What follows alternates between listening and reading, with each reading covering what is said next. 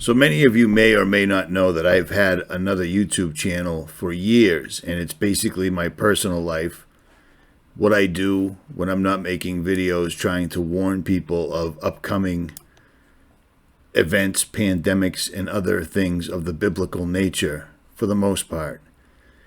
But on my other channel, I post a lot of things about off-road, survival, etc., etc. But I also post a lot of nature videos.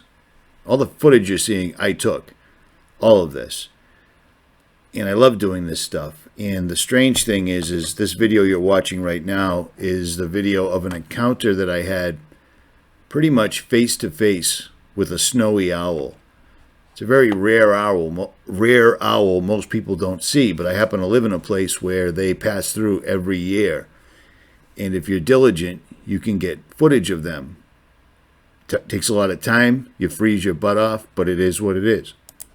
And in this particular video I just posted a few days ago, I was explaining how I went outside one morning to pray at the shores of the ocean and turned my head, and not 8 feet away was an enormous snowy owl.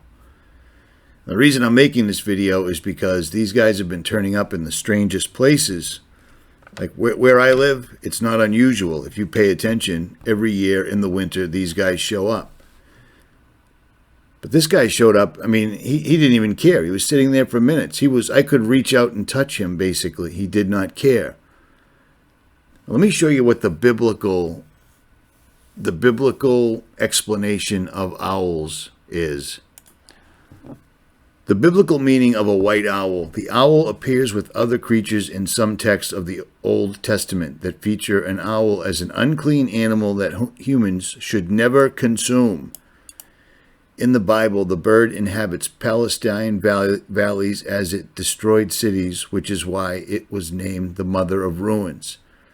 The owl in the Bible is a sign of loneliness, darkness, isolation, desolation, and abandonment. While it doesn't specify if the white owl is a good or a bad creature, the Bible includes stories of people who are lonely and desperate coming across an owl. Terrific.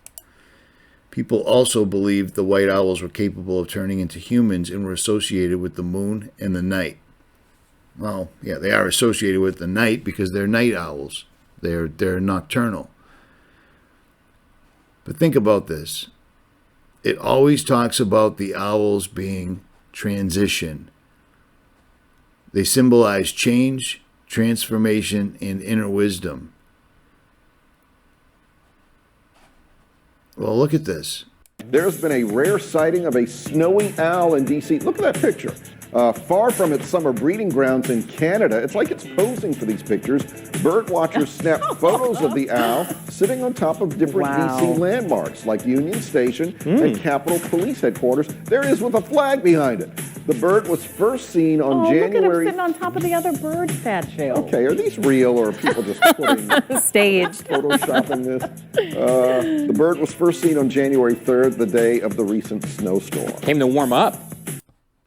So, for those that believe in signs from God, signs from nature, etc., spirit, animals, things to that nature, owls have been around for a long time, and secret societies have used owls because they use the owl because the owl can see in the dark when others cannot, and they are always doing something in the dark as opposed to in the light.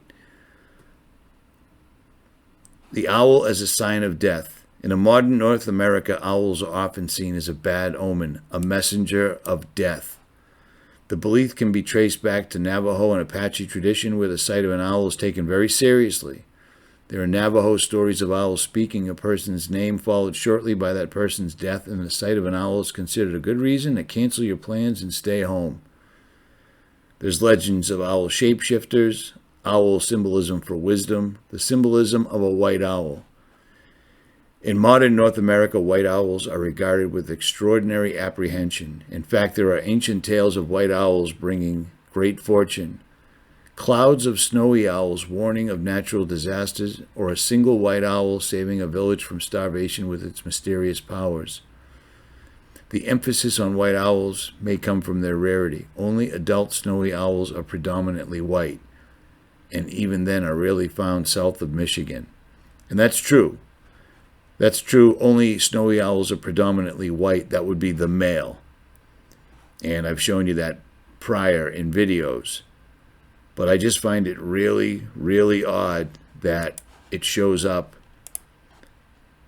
in the nation's capital and where it decides to sit.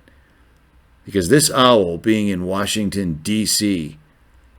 is so far from where it should be, it doesn't even make sense.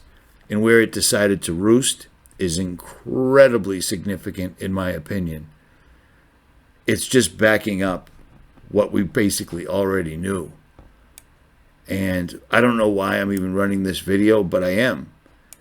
It's interesting to me, and it's interesting. You know, finding a snowy owl by my house, that's normal.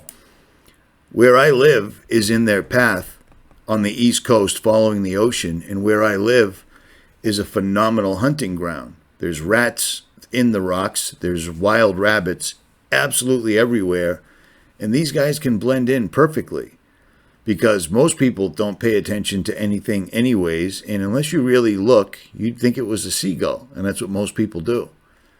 This is directly across the street from my house, and I was saying a prayer for a good minute and turned my head and didn't even realize he was sitting right there the entire time. So it's just incredibly crazy, and the fact that it showed up at or in D.C. and chose to sit right there on top of everything that symbolizes the United States is very telling. At any rate, I'll leave links for this stuff below if you're interested in this. But let me just remind you of one thing. Let me urge you of one thing. I see a lot of people on Odyssey, on BitChute, on all sorts of non-YouTube platforms posting video after video after video that are just 3 hours long. If you're spending 3 hours staring at your computer and you understand what's really going on, you're wasting valuable time. You were given the opportunity to live on this earth as a spirit in a human body for a short period of time, and wasting that time simply watching more and more fear porn or watching the latest updates on every single solitary thing that happens. My friends, we are at the end of the road right now. Straight up. Unless you're going to take. And now, we warned you of the, and then a year later, a year and a half later, doctors are desperately trying to warn on social media, just like one of us, of the exact same thing we were warning about before the was even available. That should tell you absolutely everything.